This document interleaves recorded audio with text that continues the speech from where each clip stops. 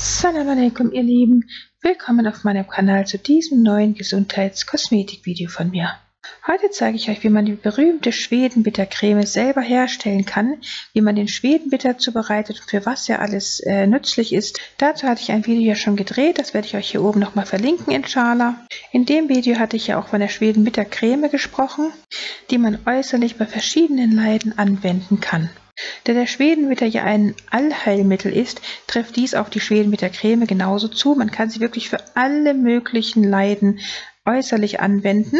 Und selbst wenn man keine äußerlichen Leiden hat, also keine Wunden, keine Verstauchungen, keine Brüche, was auch immer, dann wird die Schwedenbittercreme trotzdem ihre Wirkung von außen auf das Innere des Körpers tun.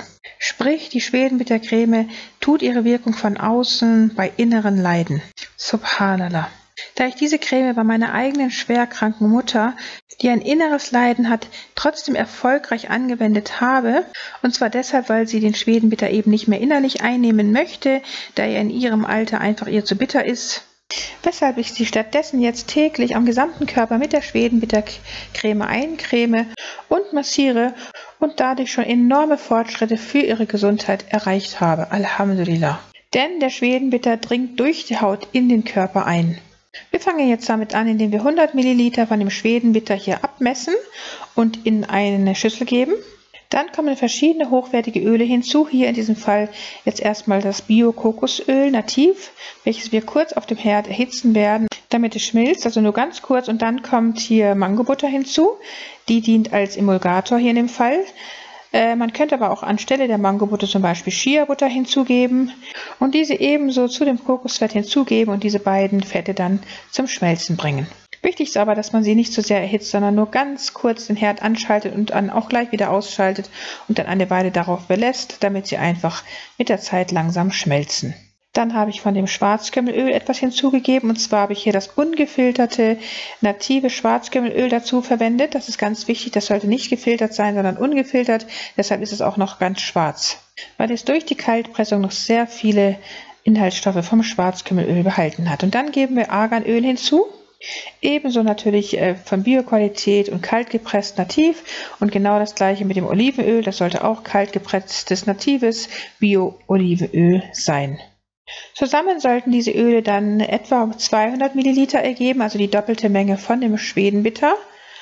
Wir verrühren die hier zusammen mit den geschmolzenen Fetten und geben die dann zum Schwedenbitter hinzu, während wir dabei kontinuierlich mit dem Milchaufschäumer hier rühren. Man könnte aber auch ein Püriergerät dazu nehmen, also ein Pürierstab zum Beispiel. Und dann wird wirklich richtig lange gerührt oder püriert eben, bis die ganze Masse sich abgekühlt hat und anfängt zu einer Creme zu mutieren. In meinem Fall blieb die Konsistenz relativ flüssig und den habe ich dann trotzdem hier in jetzt verschiedene Cremetiegel dann abgefüllt und danach in den Kühlschrank gestellt, wo sie dann aber fest wurde.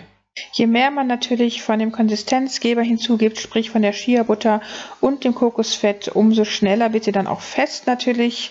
In meinem Fall hatte ich von diesen beiden Fetten etwas zu wenig hinzugegeben, deswegen wurden sie dann erst im Kühlschrank fest, aber khair inshallah.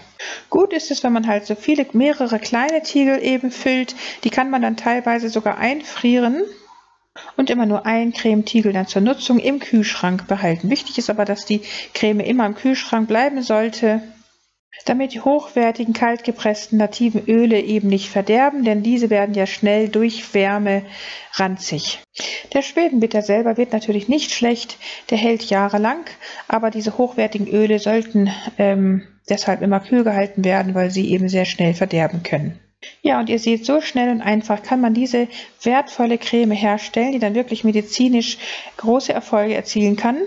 Denn man kann sie wirklich bei jeglichen Leiden anwenden, subhanallah. Seien dies Insektenstiche, Mandelentzündungen, Ohrenschmerzen, Schnittwunden oder Verletzungen, you name it.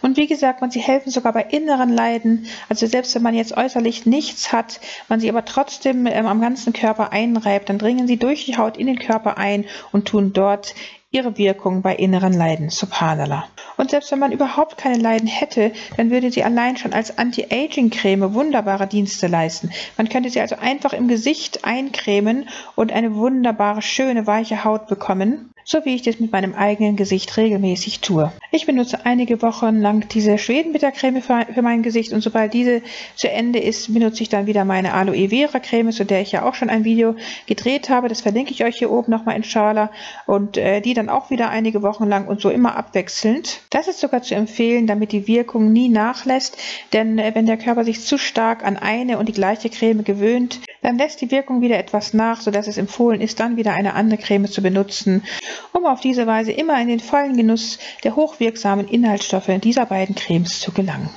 Auf den Schwedenbitter selber und die Schwedenbittercreme möchte ich nicht mehr verzichten, denn beide haben mir sehr wertvolle Dienste geleistet und deshalb möchte auch ich euch den gesunden Schwedenbitter und seine wertvolle Creme stark empfehlen. In diesem Sinne wünsche ich euch gutes Gelingen beim Nachmachen der Creme, gute Gesundheit und dann sehen wir uns inshallah wieder beim nächsten Video. Liebe Grüße, Salam alaikum, eure Mariam.